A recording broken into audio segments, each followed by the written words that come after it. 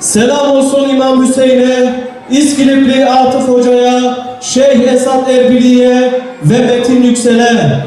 Selam olsun Molla Gıyasettin'e, Molla Zeki'ye, Süleyman Akyüz'e.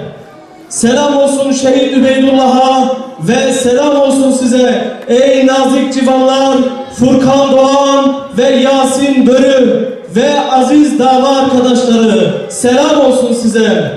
Bismillahirrahmanirrahim. فَاذْكُرُونِي أَذْكُرْكُمْ وَاشْكُرُوا لِي وَلَا تَكْفُرُونِ.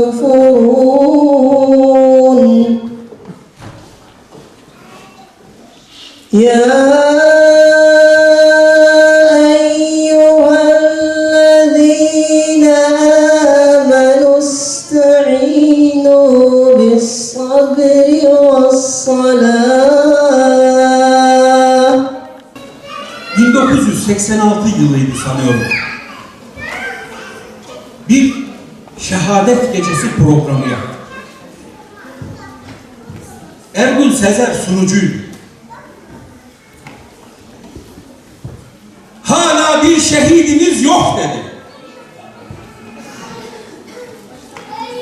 O yıllar müminlerin iman ettiği değerlere nasıl sahip olması, onların nasıl yaşaması gerektiği konusunda en hassas olduğu yıllar.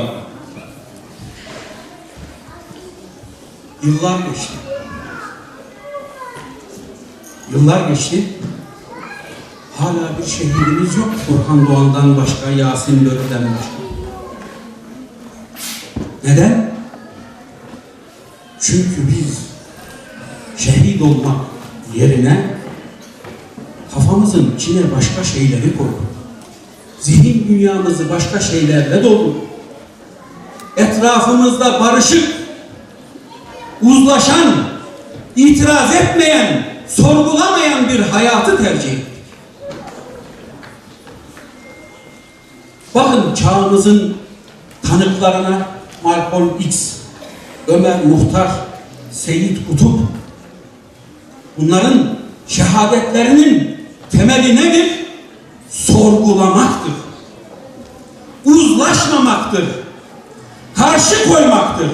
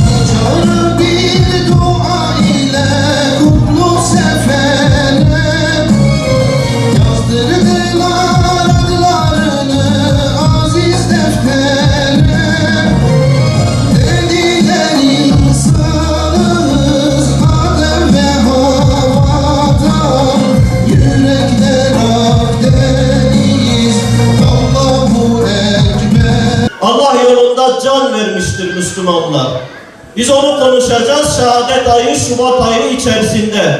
Tabi bunun ötesinde aslında buna geçmeden önce Şubat ayı, hele hele 28 Şubat ayrıca ülkemizde konuşulması gereken bir tarih olması hasebiyle Kayseri'nin de şehadet programının bugüne denk gelmesi hasebiyle oraya bir vurgu yapmak lazım. Bu ülke yakın tarihte bir 28 Şubat yaşadı. Yaklaşık 18 yıl önce bir 28 Şubat yaşadı. Tabi 28 Şubat bir darbeydi ama Müslümanlara yapılmış bir darbeydi. Dindarlara yapılmış bir darbeydi. Dindarların hedef alındığı bir darbeydi. 28 Şubat döneminde de çok zulümler yaşandı. Çok şehitlerimiz de var aslında 28 Şubat sonrasında. Hele hele Türkiye'nin güneydoğusunda, doğusunda çokça şehitlerimiz var. Adı bilinmeyen, sanı bilinmeyen, o dönemin derin devletinin ve işbirliği içerisinde PKK'sını İslam'dan dolayı, İslami yaşantısından dolayı hedef alıp da katlettiği çok şehitlerimiz var. Ve onun dışında binlerce insanın, on binlerce insanın o dönemde İslam'dan dolayı tutuklanıp da cezalandırıldığı, cezaevlerine konulduğu, halen de cezaevlerinde olan kardeşlerimiz var. Darbeler çoğunlukla farklı fikirde olanlara, bu ülkenin tek tipçi kafa yapısının insanları tek tipçileştirmek için farklı fikirde olanlara da yapılmış olsa da ama çoğunlukla ceremesini, en büyük zulmünü Müslümanlar yaşamıştır. Şehit Kurban'a, şehit Hasan'a, şehit Hüseyin'e, önderlerime selam selam olsun, rehberlerime selam selam olsun. Şehit Yasin'e, şehit Riyad'a, şehit Turhan'a, Cumali kardeş, şehitlerime selam selam olsun. Şehitlerime